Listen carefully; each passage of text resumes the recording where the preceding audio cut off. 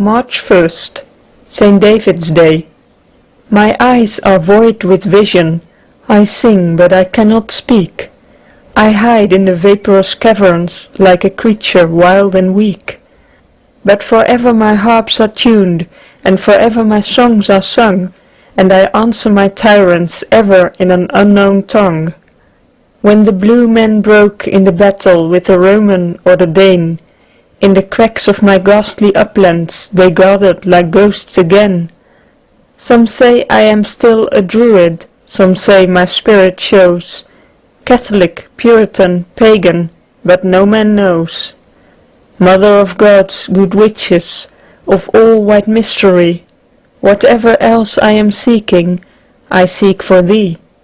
For the old harp better fitted, and swung on a stronger thong, we that shall sing forever, O hear our song. The Seven Swords. March 2nd. It may be a very limited aim in morality to shoot a many-faced and fickle traitor, but at least it is a better aim than to be a many-faced and fickle traitor, which is a simple summary of a good many modern systems from Mr. D'Annunzio's downwards. The Defendant. March 3rd. A man may easily be forgiven for not doing this or that incidental act of charity, especially when the question is as genuinely difficult and dubious as is the case of mendicity. But there is something quite pestilently Pecksniffian about shrinking from a hard task on the plea that is not hard enough. If a man will really try talking to the 10 beggars who come to his door, he will soon find out whether it is really so much easier than the labor of writing a check for a hospital. What's wrong with the world? March 4th. But the men we see every day, the worker in Mr. Gradgrind's factory, the little clerk in Mr. Gradgrind's office, he is too mentally worried to believe in freedom. He is kept quiet with revolutionary literature. He is calmed and kept in his place by a constant succession of wild philosophies. He is a Marxian one day, a Nietzscheite the next day, a Superman probably the next day, and a slave every day. The only thing that remains after all the philosophies is the factory. The only man who gains by all the philosophies is Gradgrind. It would be worth his while to keep his commercial helotry supplied with skeptical literature. And now I come to think of it, of course, Gradgrind is famous for giving libraries. He shows his sense. All modern books are on his side. As long as the vision of heaven is always changing, the vision of earth will be exactly the same. No ideal will remain long enough to be realized, or even partly realized. The modern young man will never change his environment, for he will always change his mind. Orthodoxy. March 5th. Progress should mean that we are always walking toward the New Jerusalem. It does mean that the New Jerusalem is always walking away from us. We are not altering the real to suit the ideal. We are altering the ideal. It is easier. Orthodoxy. March 6th. In a very entertaining work over which we have roared in childhood, it is stated that a point has no parts and no magnitude. Humility is the luxurious art of reducing ourselves to a point, not to a small thing or a large one, but to a thing with no size at all, so that to it all the cosmic things are what they really are, of immeasurable stature. The Defendant. March 7th. Thus, because we are not in a civilization which believes strongly in oracles or sacred places, we see the full frenzy of those who kill themselves to find the sepulchre of Christ. But being in a civilization which does believe in this dogma of fact for fact's sake, we do not see the full frenzy of those who kill themselves to find the North Pole. I am not speaking of a tenable ultimate utility, which is true both of the Crusades and the polar explorations. I mean merely that we do see the superficial and aesthetic singularity, the startling quality about the idea of men crossing a continent with armies to conquer the place where a man died. But we do not see the aesthetic singularity and the startling quality of men dying in agonies to find a place where no man can live, a place only interesting because it is supposed to be the meeting place of some lines that do not exist. Heretics. March 8th.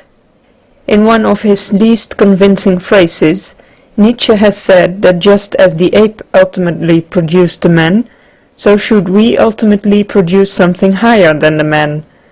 The immediate answer, of course, is sufficiently obvious. The ape did not worry about the man, so why should we worry about the Superman? If the Superman will come by natural selection, may we not leave it to natural selection? If the Superman will come by human selection, what sort of Superman are we to select? If he is simply to be more just, more brave, or more merciful, then Zarathustra sinks into a Sunday school teacher. The only way we can work for it is to be more just, more brave, and more merciful. Sensible advice, but hardly startling. Is he to be anything else than this? Why should we desire him? Or what else are we to desire?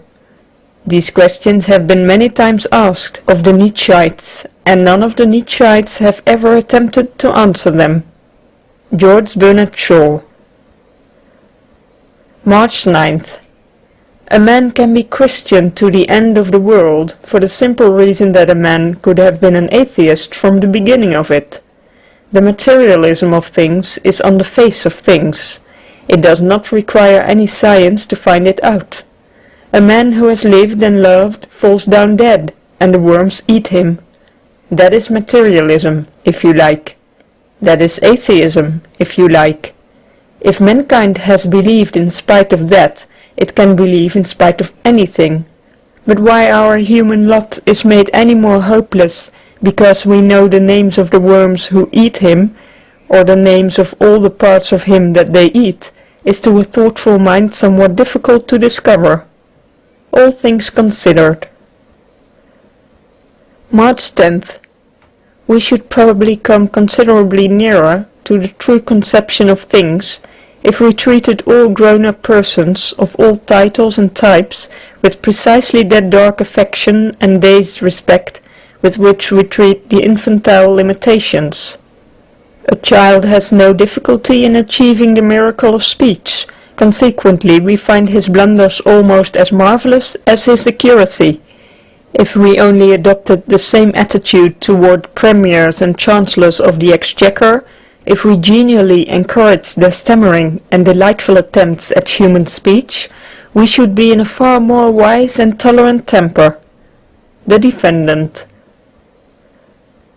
March 11th. When the working women in the poor districts come to the door of the public houses and try to get their husbands home, simple-minded social workers always imagine that every husband is a tragic drunkard and every wife a broken-hearted saint. It never occurs to them that a poor woman is only doing, under coarser conventions, exactly what every fashionable hostess does when she tries to get the men from arguing over the cigars to come and gossip over the teacups. What's wrong with the world? March 12th. What have we done, and where have we wandered, we that have produced sages who could have spoken with Socrates, and poets who could walk with Dante, that we should talk as if we had never done anything more intelligent than found colonies and kick niggers? We are the children of light, and it is we that sit in darkness. If we are judged, it will not be for the merely intellectual transgression of failing to appreciate other nations, but for the supreme spiritual transgression of failing to appreciate ourselves. The Defendant. March 13th. And for those who talk to us with interfering eloquence about Jaeger and the pores of the skin, and about plasmon and the coats of the stomach, at them shall only be hurled the words that are hurled at fops and gluttons. Take no thought what ye shall eat, or what ye shall drink, or wherewithal ye shall be clothed. For after all these things do the Gentiles seek. But seek ye first the kingdom of God, and his righteousness, and all these things shall be added unto you. Heretics. March 14th. The Christian admits that the universe is manifold and even miscellaneous, just as a sane man knows that he is complex. Nay, the really sane man knows that he has a touch of the madman. But the materialist's world is quite simple and solid, just as the madman is quite sure he is sane. The materialist is sure that history has been simply and solely a chain of causation, just as the interesting person before mentioned is quite sure that he is simply and solely a chicken. Materialists and madmen never have doubts. Orthodoxy. March 15th. The modern world, intent on anarchy in everything, even in government, refuses to perceive the permanent element of tragic constancy which inheres in all passion, and which is the origin of marriage. Marriage rests upon the fact that you cannot have your cake and eat it, that you cannot lose your heart and have it. Introduction to David Copperfield. March 16th. Morality did not begin by one man saying to another, "I will not hit you if you do not hit me." There is no trace of such a transaction. There is a trace of both men having said, "We must not hit each other in the holy place." They gained their morality by guarding their religion. They did not cultivate courage. They fought for the shrine and found they had become courageous. They did not cultivate cleanliness. They purified themselves for the altar and found that they were clean. The history of the Jews is the only early document known to most Englishmen, and the facts can be judged sufficiently from that. The 10 Commandments, which have been found substantially common to mankind, were merely military commands, a code of regimental orders, issued to protect a certain ark across a certain desert. Anarchy was evil because it endangered the sanctity, and only when they made a holy day for God did they find they had made a holiday for men. Orthodoxy. March 17th, St. Patrick's Day. The average autochthonous Irishman is close to patriotism because he is close to the earth. He is close to domesticity because he is close to the earth. He is close to doctrinal theology and elaborate ritual because he is close to the earth. In short, he is close to the heavens because he is close to the earth. George Bernard Shaw. March 18th. We men and women are all in the same boat upon a stormy sea. We owe to each other a terrible and tragic loyalty. If we catch sharks for food, let them be killed most mercifully. Let anyone who likes love the sharks and pet the sharks and tie ribbons round their necks and give them sugar and teach them to dance. But if only a man suggests that a shark is to be valued against a sailor, or that a poor shark might be permitted to bite off a nigger's leg occasionally, then I would court-martial the man. He is a traitor to the ship. All things considered. March 19th. Every statute is a declaration of war, to be backed by arms. Every tribunal is a revolutionary tribunal. In a republic, all punishment is as sacred and solemn as lynching. What's wrong with the world? March 20th. I have no sympathy with international aggression when it is taken seriously, but I have a certain dark and wild sympathy with it when it is quite absurd. Raids are all wrong as practical politics, but they are human and imaginable as practical jokes. In fact, almost any act of ragging or violence can be forgiven on this strict condition, that it is of no use at all to anybody. If the aggression gets anything out of it, then it is quite unpardonable. It is damned by the least hint of utility or profit. A man of spirit and breeding may brawl, but he does not steal. A gentleman knocks off his friend's hat, but he does not annex his friend's hat.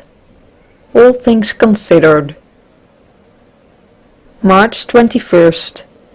Modern and cultured persons, I believe, object to their children seeing kitchen company or being taught by a woman like Peggotty.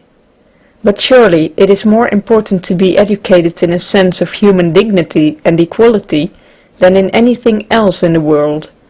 And the child who has once had to respect a kind and capable woman of the lower classes will respect the lower classes forever. The true way to overcome the evil in class distinctions is not to denounce them as revolutionists denounce them, but to ignore them as children ignore them. March 22nd. There is no clearer sign of the absence of originality among modern poets than their disposition to find new topics. Really original poets write poems about the spring. They are always fresh, just as the spring is always fresh. Men wholly without originality write poems about torture, or new religions, or some perversion of obscenity, hoping that the mere sting of the subject may speak for them. But we do not sufficiently realize that what is true of the classic ode is also true of the classic joke.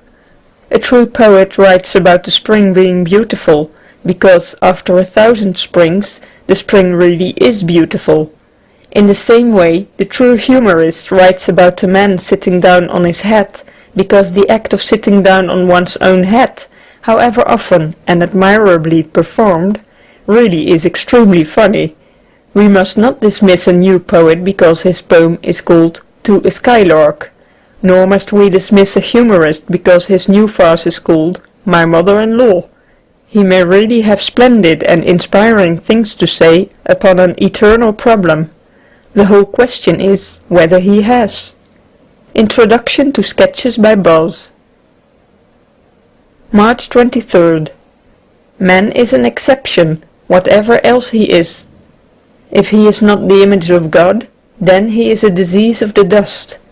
If it is not true that a divine being fell, then we can only say that one of the animals went entirely off its head. All things considered. March 24th.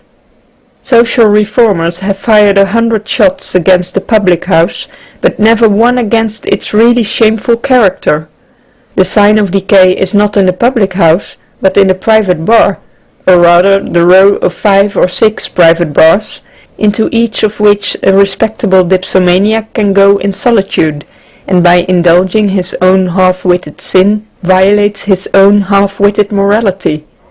Nearly all these places are equipped with an atrocious apparatus of ground-glass windows, which can be so closed that they practically conceal the face of the buyer from the seller. Words cannot express the abysses of human infamy and hateful shame expressed by that elaborate piece of furniture.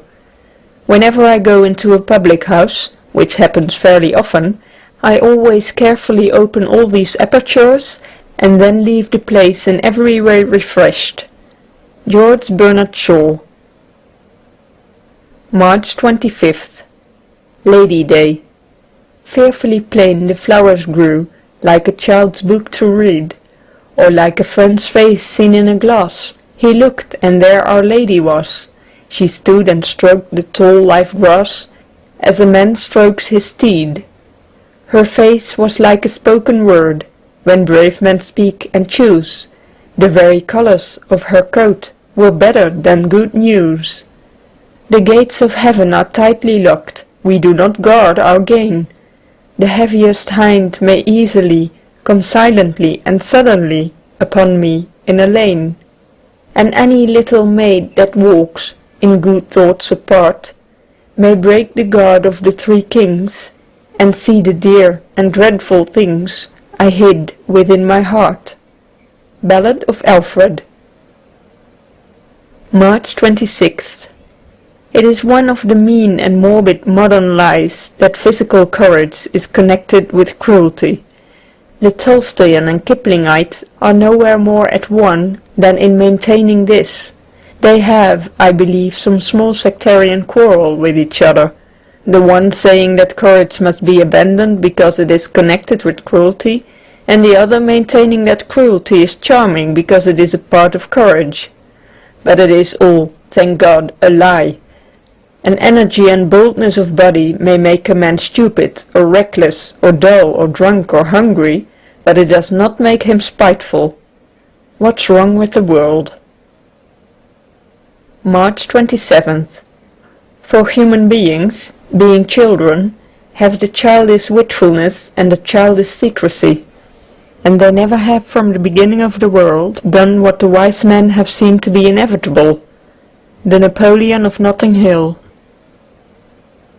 March 28th.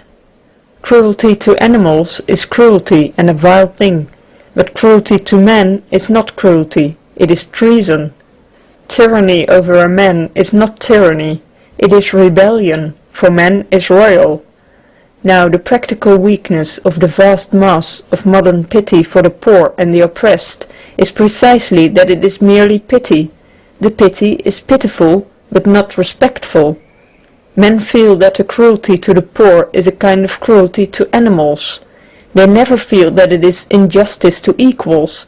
Nay, it is treachery to comrades. This dark, scientific pity, this brutal pity, has an elemental sincerity of its own, but it is entirely useless for all ends of social reform. Democracy swept Europe with the saber when it was founded upon the rights of men. It has done literally nothing at all since it has been founded only upon the wrongs of man, or, more strictly speaking, its recent failure has been due to its not admitting the existence of any rights or wrongs, or indeed of any humanity. Evolution, the sinister enemy of revolution, does not especially deny the existence of God. What it does deny is the existence of man. And all the despair about the poor, and the cold and repugnant pity for them, has been largely due to the vague sense that they have literally relapsed into the state of the lower animals. Charles Dickens. March 29th. The modern humanitarian can love all opinions, but he cannot love all men. He seems sometimes, in the ecstasy of his humanitarianism, even to hate them all. He can love all opinions, including the opinion that men are unlovable. Introduction to Hard Times. March 30th. Every man is dangerous who only cares for one thing. The Napoleon of Notting Hill. March 31st. As Mr. Blatchford says, the world does not want piety but soap and socialism. Piety is one of the popular virtues, whereas soap and socialism are two hobbies of the upper middle class. What's wrong with the world?